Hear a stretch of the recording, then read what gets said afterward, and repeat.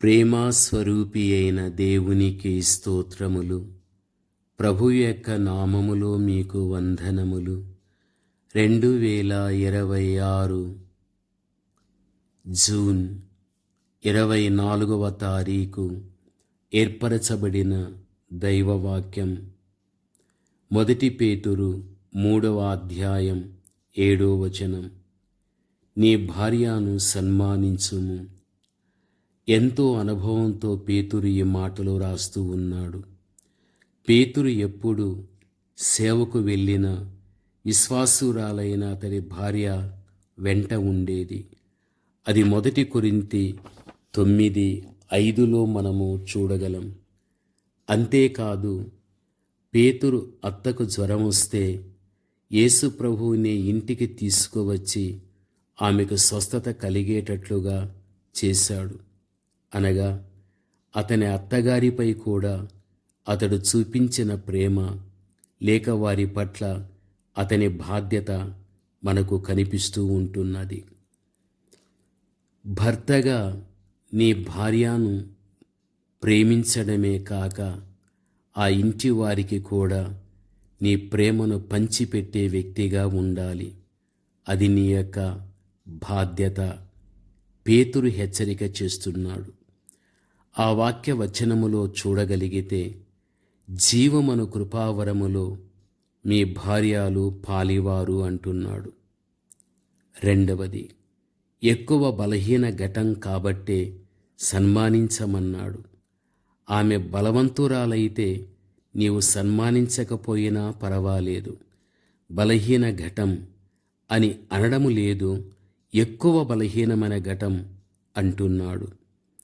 3, మీ ఇద్దరి ప్రార్థనకు అభ్యంతరము రాకుండా చూచుకోమంటున్నాడు.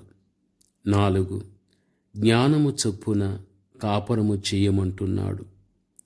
ఈ 4 విషయాలు ఈ వాక్య భాగములో మనము గమనించగలం.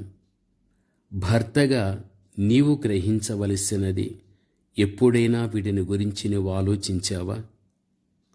ఈ లోకములోనే కాక నిత్య జీవములో కూడా, అనగా నిత్యత్వంలో కూడా భార్య భర్త మీరు కలిసి ఉంటున్నారని ఎప్పుడైనా ఈ వాక్యాన్ని చదివి అర్థాన్ని తెలుసుకొని భవిష్యత్తులో ఇహమందున్నట్టు నిత్యత్వంలో కూడా ఉండగలుగుతామని ఎప్పుడైనా నీ ఆలోచనలోనికి తెచ్చుకున్నావా? భర్తగా ఒక్కసారి ఆలోచించు. ఎన్నోసార్లు భర్తగా ఎడమొహం పెడమొహముగా ఉంటూ ప్రార్థనకు దూరమైపోతూ జీవించలేదా? ఎప్పుడైనా దీనికి కారణం ఏమిటి అని ఆలోచించావా? నీకు నీ భార్యతో మంచి సహవాసం లేదు అంటే కారణం నీ జ్ఞానహీనత, సన్మానించకపోవడం అని ఇక్కడ పేతురు గట్టిగా హెచ్చరిక చేస్తున్నాడు. ఆమెను ప్రేమించడం మాత్రమే కాదు, సన్మానించడము కూడా నేర్చుకో. ఒక పూలదండ తెచ్చి రోజు మెడలో వేయమని దాని అర్థం కాదు. ఆమె ఏదైనా ఒక మంచి పని చేయగానే వెంటనే అభినందించు. నటించద్దు, మనఃపూర్వకంగా. దానివలన ఆ తల్లి ఎంతో పొంగిపోయి నిన్ను మరింతగా ప్రేమిస్తుంది. అనగా పరోక్షంగా ఒక చిన్ని మాట నీకెన్నో మేళ్లను కూడా కలుగజేస్తుంది. ఎందుకంటే స్త్రీ త్వరగా పొంగిపోతుంది, త్వరగా కృంగిపోతుంది, త్వరగా లొంగిపోతుంది, త్వరగా వంగిపోతుంది. ఈ సామెత చాలామందికి తెలుసు. ఒకవేళ భర్తగా నీకు తెలియకపోతే ఇప్పుడైనా నువ్వు తెలుసుకొని జ్ఞానాన్ని పెంచుకొని భర్తగా నీవు నీ ధర్మాన్ని భార్య పట్ల నీవు జరిగించు. ఆమెను సన్మానించుట పరోక్షంగా నిన్ను నీవు సన్మానించుకున్నట్లే. ఆ చక్కని మాట ఆమెకే కాక నీకు కూడా ఎంతో ఆనందం, నెమ్మది, శాంతి, సమాధానాలకు మూలమవుతుంది. ప్రభువునందు ప్రియమైనటువంటి వారులారా, దేవుని యొక్క ప్రతి మాటకు విలువ కట్టు. ఎక్కడ కానీ ఆయన మాటను ఎగతాళిగా తీసుకోవద్దు. ఎక్కడ కానీ దీనిని నీ దృష్టిలో బలహీనంగా తీసుకోవద్దు. నీ బాగోగును కోరిన దేవుడు నీవెలా ఉండాలో, కుటుంబంలో భర్తగా నీ పాత్ర ఎలా ఉంచుకోవాలో దేవుడు మాట్లాడుతూ ఉంటున్నాడు. దేవుని యొక్క బిడలగా దేవుని మాటను ప్రేమించడం నేర్చుకోవాలి. ఇది దేవుని యొక్క ఆజ్ఞ, సన్మానించడం. ఆ తర్వాత నువ్వు చేసే ప్రతి మంచి కార్యానికి ఎంత శాంతి, సమాధానం, మేలు కలుగుతుందో అప్పుడే నీకు అర్థమవుతుంది. సన్మానించే ఒక వ్యక్తిగా నీ ఉండు. ఇది నా దేవుని యొక్క ఆజ్ఞ అని గుర్తించుకో.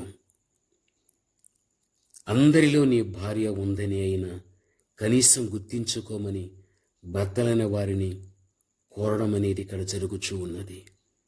మరి ముఖ్యంగా 10 మందిలో ఆమెను సన్మానించుట భర్తలైన వారు నేర్చుకోవాలి. అలాని ఒంటరిగా ఉన్నప్పుడు వద్దని కాదు.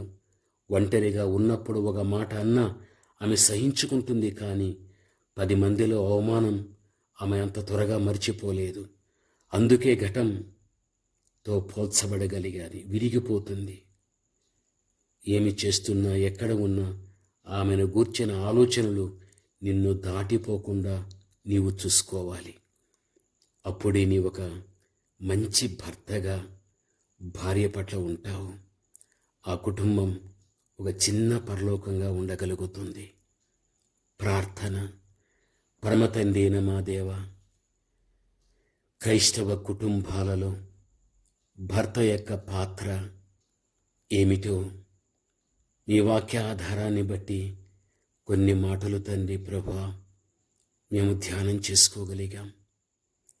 ఏ భర్త అయినా భార్య పట్ల ప్రేమ లేక, సన్మానించలేక, ఒకవేళ భర్త అన్న వ్యక్తి భార్యను కృంగదీసేటువంటి రీతిలో వ్యవహరించిన వ్యక్తిగా ఉండినట్లయితే, ఈ మాటల ద్వారా దైవజ్ఞానాన్ని నా తండ్రి పొందుకుని భర్తగా తన ధర్మం ప్రేమించడములో, సన్మానించడములో ఇటువంటి మంచి మనసును దయచేసి నడిపించమని యేసయ్య నామములో ప్రార్థన చేస్తున్నాము తండ్రి.